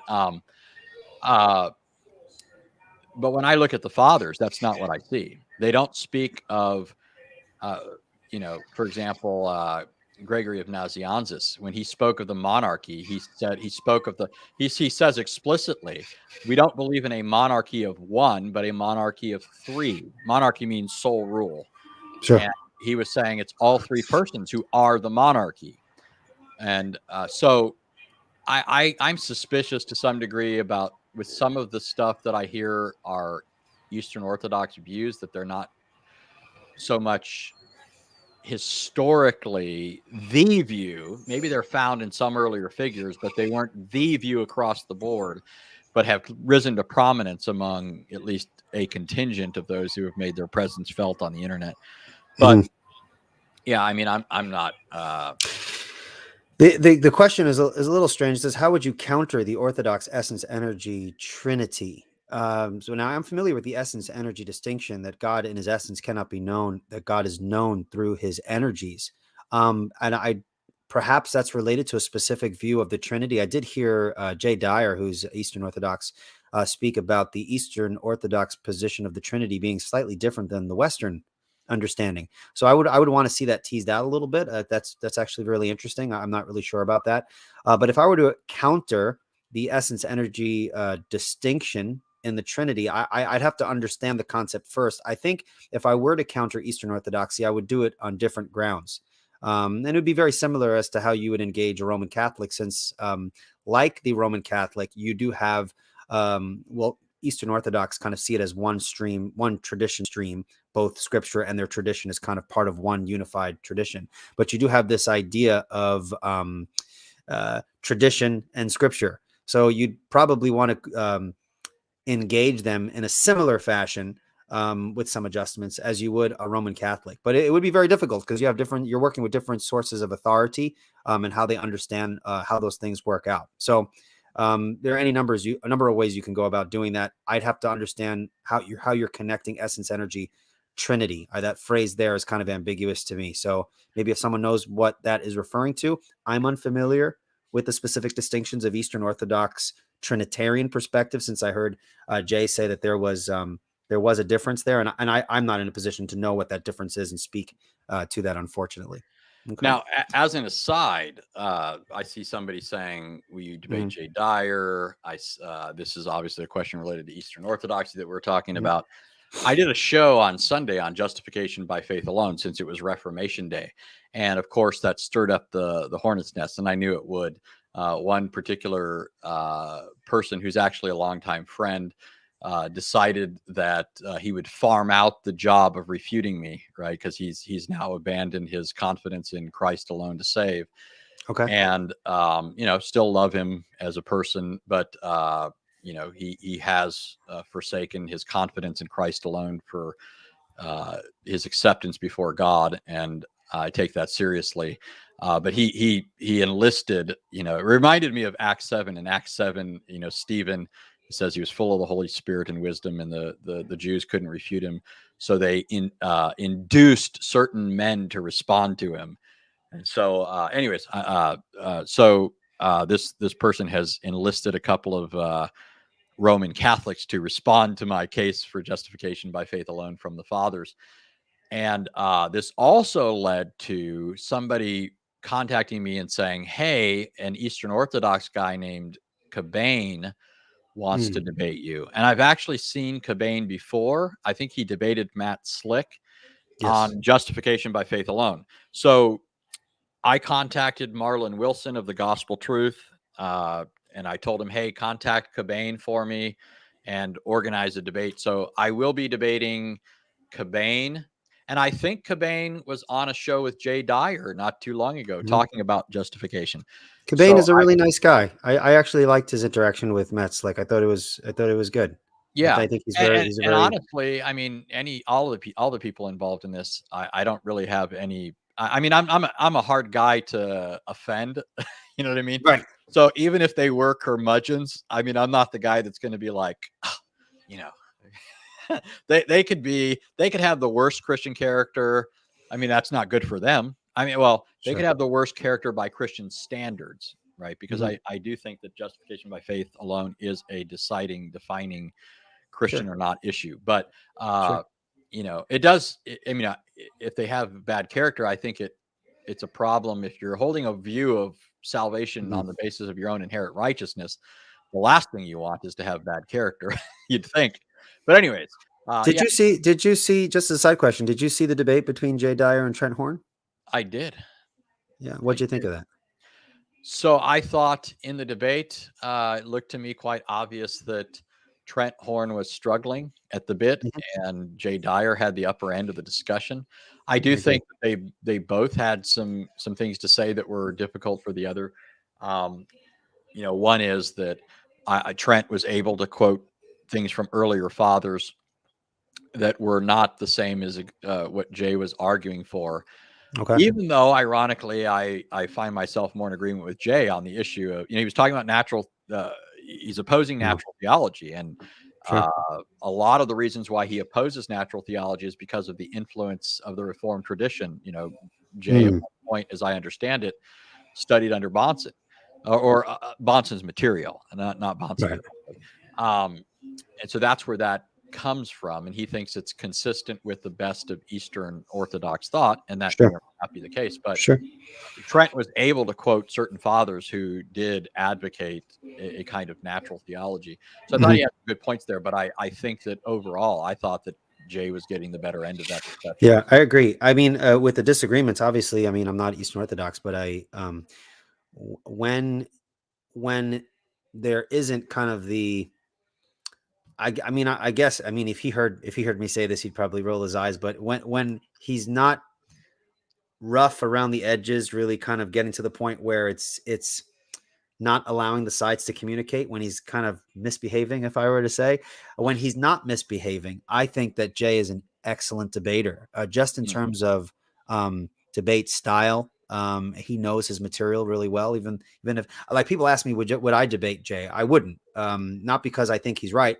I think he's an excellent debater, and I think he has a wider knowledge in some areas that I don't think I would be a good opponent for him. But I do appreciate a lot of his debates, even if I disagree, obviously, at the end of the day, in our theology. So if Jay ever listens to this, I thought you did an excellent job against Trent, even though I disagree with you on other issues. So, Mhm. So but yeah, folks should check I that would out. just to Yeah, reiterate but something I said. See that for me, I'm willing to defend any important matter. You know, I don't have all the time in the world, so it's going to have to be an important issue like sure, justification by faith alone, and I'm willing to defend that. You know, uh, uh, the whole world can come and challenge me to debate on that issue. sure. But eh, like I was saying, like I grew up in a context where we were all rough around the edges, and Mhm. it was a pastime to Yeah. make fun of each other. Well, And so, I think Jay uses it as a debate tactic. So I think Mhm. he would justify but some of the tactics he uses as, well, this is within the purview of classic debate. And I yeah, think to a certain extent he's right. Although I do think some elements he does step out of line, but that's just an issue of my opinion. mm. You know, he would See, disagree yeah, at that point. for me, it's sort of like I want the person to be a bit more uppity because that only gets me more excited, and the That'd be more a good debate excited, between yourself and him. That'd be well, fun to watch. the more excited I get, the more the neurons are firing in the head, and so Okay. uh, yeah. All right. Hey, But I'd I love to get it. moderate a debate, but I would love to moderate a debate between you and him. I did reach out to him. I did try to get him to debate Dr. Costa, but there was some misunderstanding, and I think we got off on the wrong foot. So I think my opportunity to connect with him is probably shot. But I would like to see that interaction. That would be good. Mm. Well, like I said, I So am going to be debating Cobain. This is a topic that Cobain, I think, has taken a good bit of interest in. So I think he should be a good representative of the Eastern Sure. Orthodox view. And like you, I think he's a nice guy. And Yep. like I said, even if you weren't a nice guy, I probably wouldn't notice because it doesn't bother me. Be as mean to me as you want. I'm going to sleep good at night. I That's right. belong to a perfect savior, and That's awesome. All right. Well, let's move quickly through these super chats here. We'll see as quickly as we can go. So, any thoughts on James White versus the Muslim metaphysician Trinity debate? By the way, love you, Eli. Big fan. Thank you so much, Israel. I really appreciate your super chat and your kind words. Anthony, were you able to see that debate a while back with James White? So I didn't see the whole thing, and Okay. I'll tell you part of the reason why. I mean, I get, even though people they know me as a debater, right? I debate people. I like to debate, but I have to be the guy in there debating. Otherwise, what happens is, even if there's somebody competent on the Christian side who's defending it, when I'm hearing this other person, I have this overwhelming need to respond. So I end up stopping the what's playing, and I'm sort of like I'm carrying on the debate like this person has just made an opening statement against me, right? So I feel like I have to stop it and respond to it on the spot, and I end up never finishing. Besides that, I do get nauseated when I hear non-Christians say dumb things, Okay. and I know it's par for the course. You'd think I would know that's what I'm in for, but even in my debates, I mean, half the times in my debates, I'm in there and I'm thinking, this person's killing me. He's boring me to tears, or he's saying, stuff that is so loopy that I almost don't want to listen to him anymore. I have that, I have to force myself to stay in some of these things. And that's kind of why I like some of them to be uppity, because that keeps me interested. But, like I hear, if I listen to Dale Tuggy, Unitarian extraordinaire, he's as boring as all get out. And he says dumb things. And so I'm listening to this and I'm like, am I really going to sit here for another hour and a half listening to this dribble? And, I mean, you could take this out, by the way, and send it to Dale. We've debated before. Okay. All right. But so, okay, I know this. It's not the question here. So I listen to this, and I'm listening to the Muslim metaphysician, and I'm thinking, this guy thinks he's more sophisticated than he really is, right? Okay. And I do think, with all due respect to James White, I think James White gave him far more credit than he deserves. I heard James White talking about him on his broadcast at certain points, saying, Jake is up on these issues, and I'm thinking, no, he isn't. I'm not saying he hasn't read anything, and I'm not trying to take everything away from him. I'm just saying he knows less than he thinks he does. And so that kind of grated on me. But then the other thing is, I don't, in the first place, when it comes to Dr. White, think of him as a philosopher. And that's not a criticism. Okay? Sure. I don't think he would see himself as a philosopher. Yeah. And I think this was a philosophical discussion. And Jake makes that clear. That's the kind of discussion he wants to have. And so, in a sense, it takes Dr. White outside of his range of special competence, which is the biblical text, the biblical languages, the history of Christian theology, that sort of thing. And so I didn't like it for that reason, just because I thought, and I don't in the first place think myself a philosopher, but I'm not ignorant of a number of these issues. So I was trying to get a debate with Jake. And actually, what's interesting is one of my Eastern Orthodox friends was actually trying to arrange a debate between me and Jake, the Muslim metaphysician. And that whole thing fell apart, and Jake stopped talking to him and hasn't contacted me at all or anything. So I don't think Jake's as sophisticated as he thinks. I'd love to debate Jake, and we'll see. It may still happen. Okay. Yeah, that'd be interesting to watch there. Israel's got another super chat. He says, does personhood require three minds in one being, or a mind that acts as multiple ones? What is personhood? So I don't think there are three minds or three wills or what have you. Each person is a particular subsistence of the one divine being. So they one mind, one will, and so forth. And what he says, what is personhood? Well, here we have to remember we're speaking analogically when we talk about God. The term person, just like any term that we use for God derived from human experience, isn't going to be univocal with respect to God, right? There's always going to be points of difference. And so for example, if we say God is a shepherd, what does that mean? Right? It doesn't mean that God, and I use this example all the time. Anybody who's heard me has heard me use this example. I should probably come up with some others, but it doesn't mean God is walking around heaven with a long flowing robe and sandals on his feet and a shepherd's crook in his hand and a rod in the other. Uh, other concepts that we apply to God. God is king. God is father.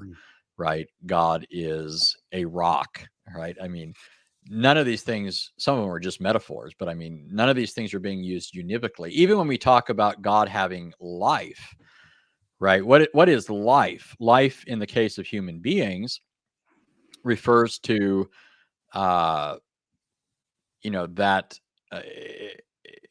it refers to, well, I don't want to give too technical a definition, but um, in our case, life is something we have, right? In God's case, it's something he is.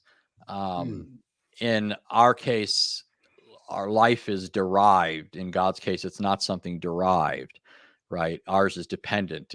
It began and it could cease to exist were God to no longer will it to exist. I mean, none of that applies to God when we say life. So life is being used in an analogical way, a way that goes beyond what's true of us. And so as the early father said, like Augustine, he says, we use the terms like person, not because we have perfect idea of what that means, but because we have to say something, right? And this is the best term that we have at our disposal right now. And so it all these terms, even though they're not there's not an exact correspondence between what we mean by them in application to created things and God, they still communicate something to us. Even though God is not literally a shepherd, everybody gets a notion of something about God from that metaphor, right? We think of God as caring for us, as providing for us, as watching over us, as protecting us, right? Even though it's not univocal. And I'd say the same thing goes with respect to the word person. There's an analogy there between what we mean when we talk about ourselves as persons and God as a person or three persons. Certainly, it involves the ability of the persons to relate to one another, right? Persons are essentially relational beings. Well, the persons of the Trinity, Father, Son, and Spirit relate to one another. So that's just one example of something involved in that. And obviously these are all entire topics, right? Really in themselves. Yeah. Okay. Let's move on here. There's a comment here by McGustav. I'm not going to try to pronounce that. He says, I don't understand why Anthony accuses the materialist atheists for being unable to account for immaterial existence, universals. If they are materialists, then for them, universals are not immaterial. Well, is the claim here that universals are material? What's wrong with saying universals are material? And if he says that's not what I'm saying, I'll just reject universals. And what's wrong with that? Why don't you speak to that, Anthony? Yeah. So when he says if for them, if they're materialists, then for them universals are not immaterial. Well, the problem is if they're material, then they're not universals, right? Material things are concrete, particular things. But things like the laws of logic are not concrete, particular things. You can't observe a law of logic like you could the sun. You couldn't subject it to testing in a test tube or putting it under a microscope. You can't go to the store and buy a pound of logic.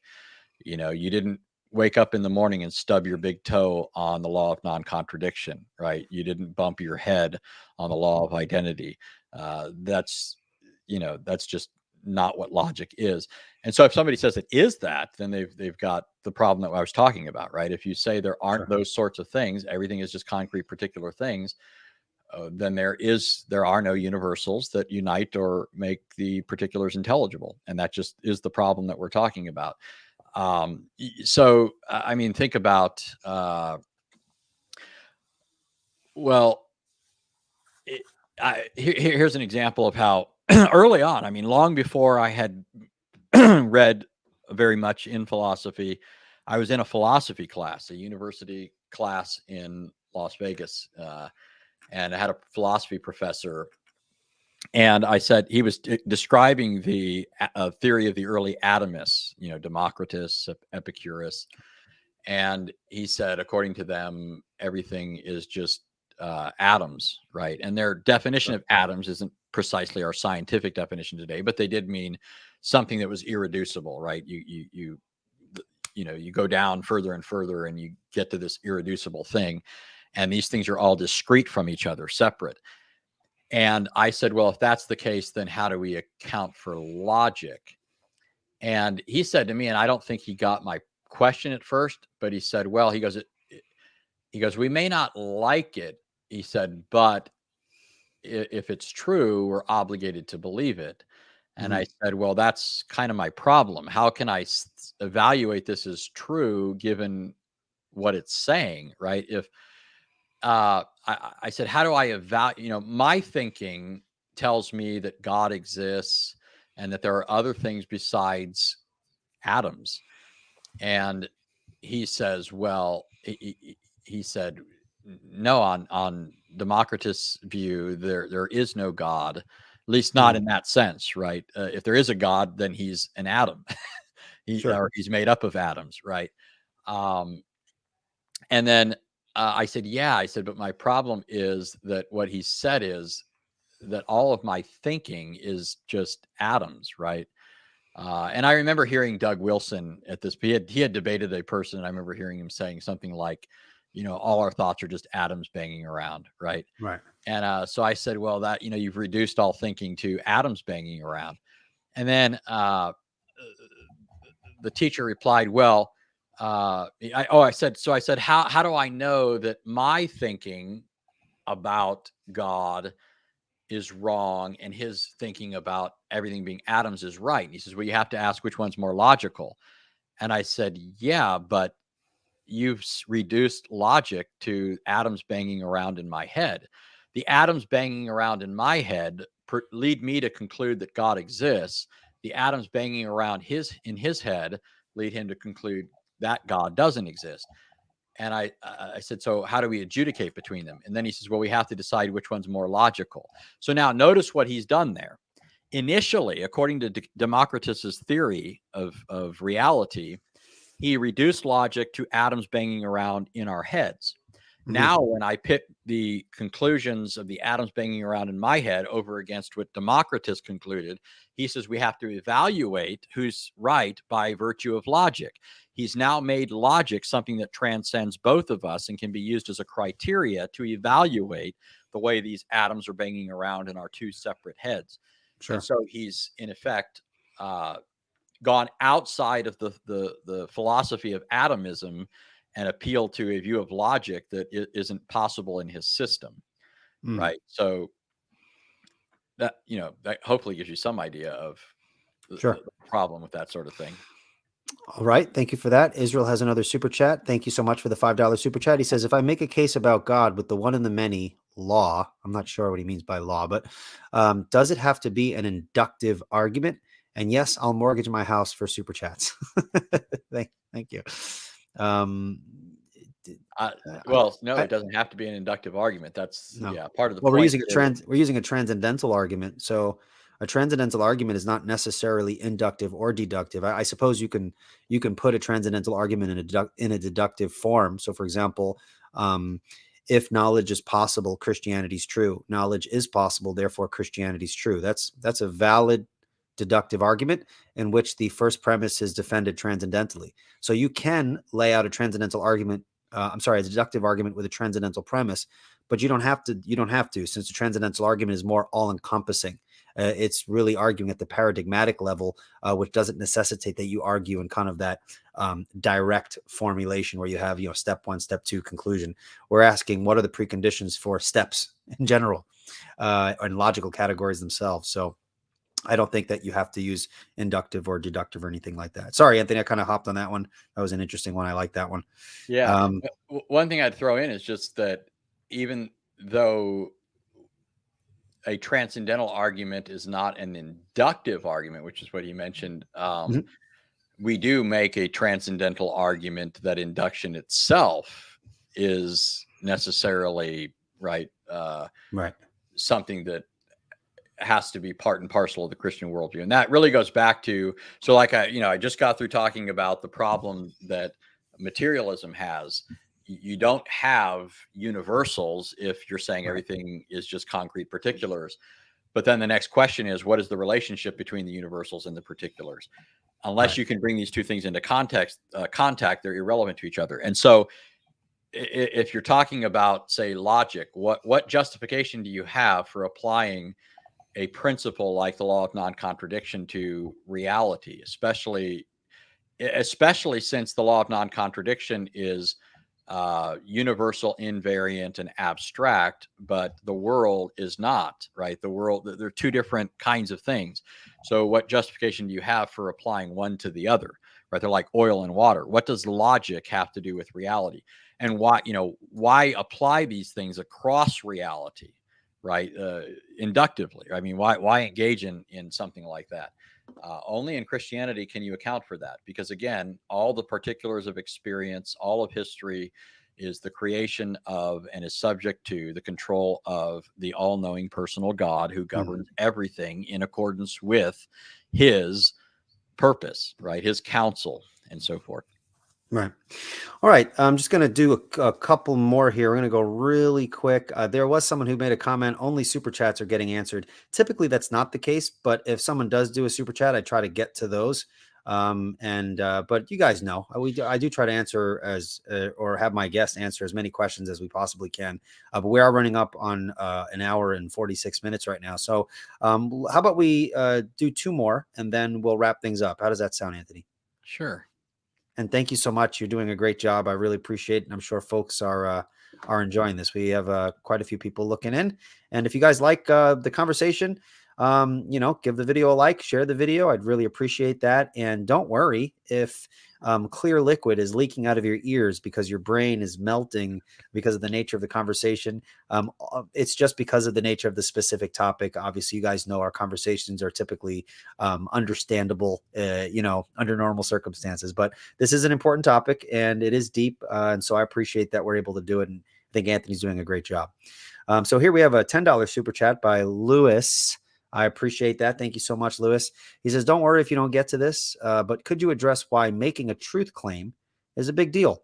I tried to explain it to a friend and failed. Can't a computer assess its state truthfully? Now, I don't know that second part, but why is it important to recognize that an unbeliever is making a truth claim and why that's important when we're arguing presuppositionally?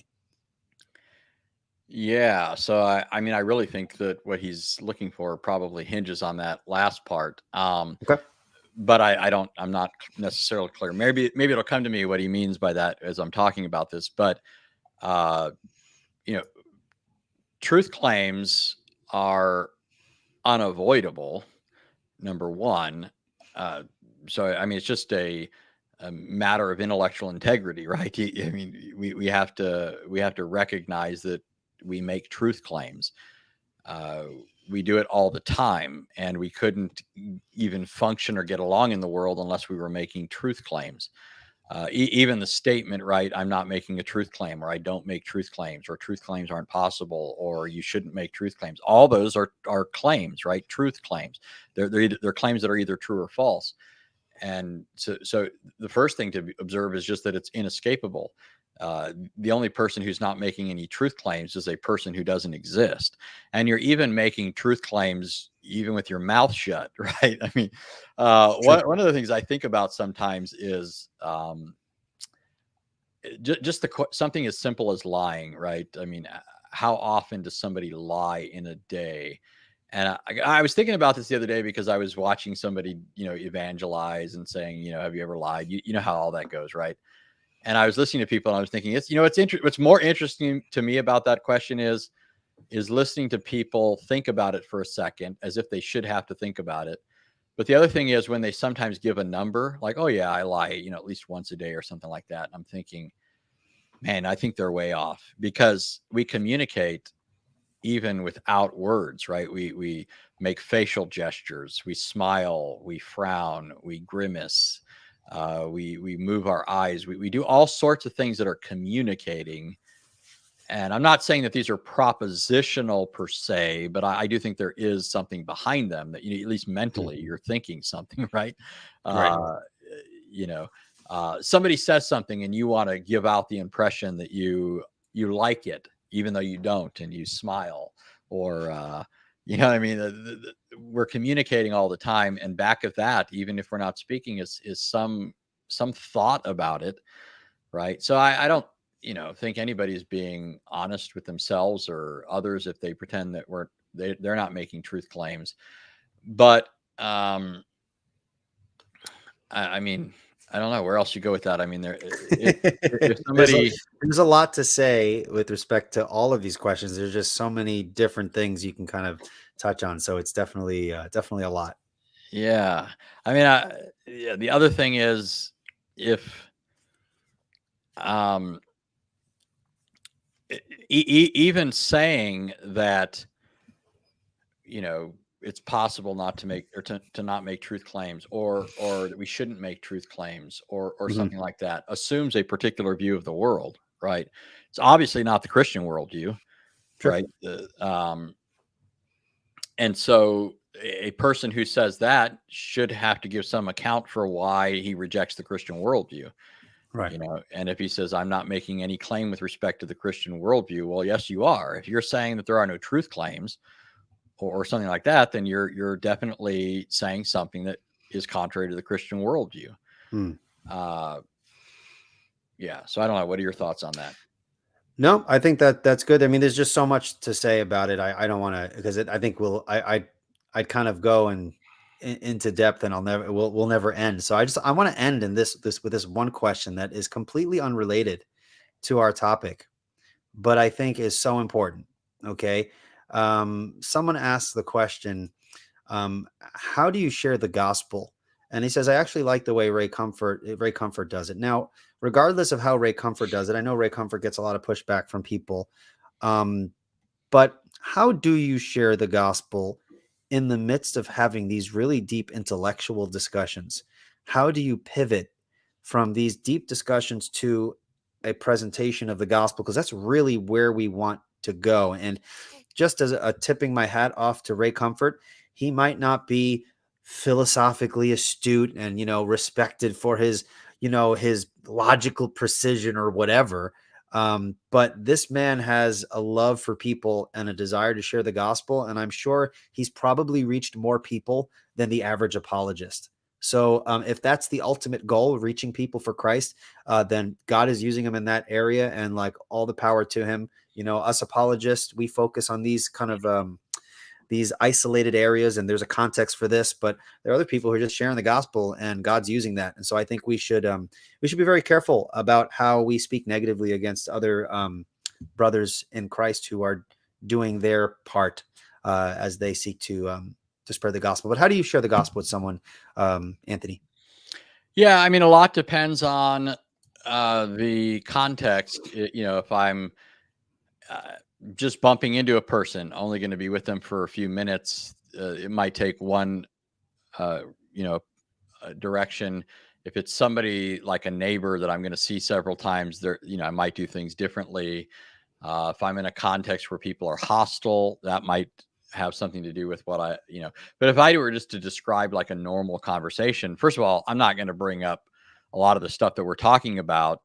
I'm Sure. going to let the discussion go there if it goes there, and just be ready to deal with that. But I'm not going to go up to a person. How do you solve the problem of the one and the many? Right.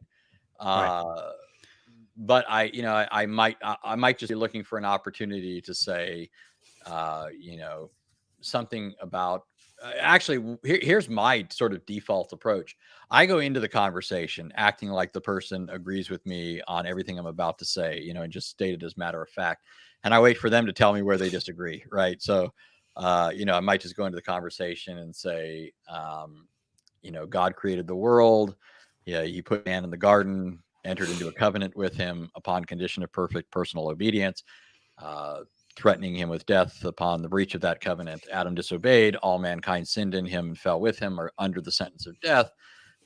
By virtue of that, all men need a savior. God promised a savior, and he did so hundreds of times throughout the Old Testament, and that was fulfilled in the New Testament.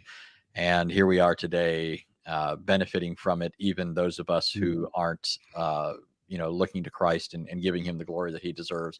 And then a person will say, oh, they might say, I disagree with all that. They might say, I disagree with part of that. And then I take it from there. And then whatever the point of disagreement is, that's where I will on the spot kind of try and figure out what is the best thing that occurs to me at the time to press them on with respect to that. So if a person, what's going to happen in that, right, is a person's going to say, resurrections aren't possible, right? Sure. Let's say, and then I'm going to say, well, why not? And then they're going to give me their philosophical account, and that might get into one of these philosophical issues. They might say because, it's a violation of natural law. And I'm going to say, what is natural law? Right. As a Christian, I think that what people refer to as natural law is just God's ordinary way of governing things. And God is a person, and he's free to do things differently than he normally does them. Right? He's an orderly God. Ordinarily, people don't get up after they die. In this case, someone did, and that draws particular attention to it. And from the perspective of the Bible, it seals that his claims. He claimed to be the Son of God. He was put to death for it. God reversed what they did and thereby vindicated him and said, yes, he was telling the truth. There's obviously more to it. He paid the penalty for sin, so it was impossible for death to keep its hold on him. But so on a Christian view of natural law, the resurrection is not impossible. I mean, the universe was created by God. The resurrection was hardly, anything more than a snap of the fingers, figuratively speaking. And so then the person, might want to say, no, that's not what natural law is. And then I'm going to say, well, what justification do you have for believing in any notion of law that there's, why do things behave in a law-like way? If you don't accept my account of things, that God is the one governing things, and you put something else in its place, what is that, right? And if you just tell me the universe is ultimately the product of chance, I'm going to say, isn't that inimical to the whole notion of law? What looks like law to you is, obviously just an illusion. There's not really any law there. Anyways, I didn't mean to go off on more philosophical stuff. Law presupposes regularity, but regularity makes no sense in a context in which everything's random. Right. So basically what I do is I tell people what I can about Christianity, look for them to raise an objection, and then I go from there. I don't try and, argue for anything that I don't have to, right? However much they're going to give me is however much I'm going to take. And, and I don't try to be philosophical. I never have. I mean, I'm not trying to dazzle anyone. At the end of the day, it means nothing if they leave the conversation thinking I'm a smart guy. So. Yep. Well, the real question that we need to answer before we finish up is your favorite scholar Stephen Anderson or Kent Hovind? Be honest. So I know who Kent Hovind is, obviously, but I know very little. I mean, I've seen clips, basically. Sure. I'm more familiar with the stuff by Steve Anderson, and the late great Steve Hayes, by the way. Miss that guy. Me Steve too. Hayes, he was the guy who did stuff on Triablog. He did a lot of great stuff over the years. But yeah, but neither one. My answer has to be neither one, neither Steve Anderson nor Kent Hovind, because I've just, there have been other people I've read more than either of them. All right. That's my Well, diplomatic answer. there we go. And that's a good place to end. Anthony, I thought you did an excellent job. 1 hour and 58 minutes. No one can complain that no one addresses this issue. They have almost 2 hours of content to explore this issue, and hopefully it'll inspire them to kind of look a little deeper into the issue and do some reading.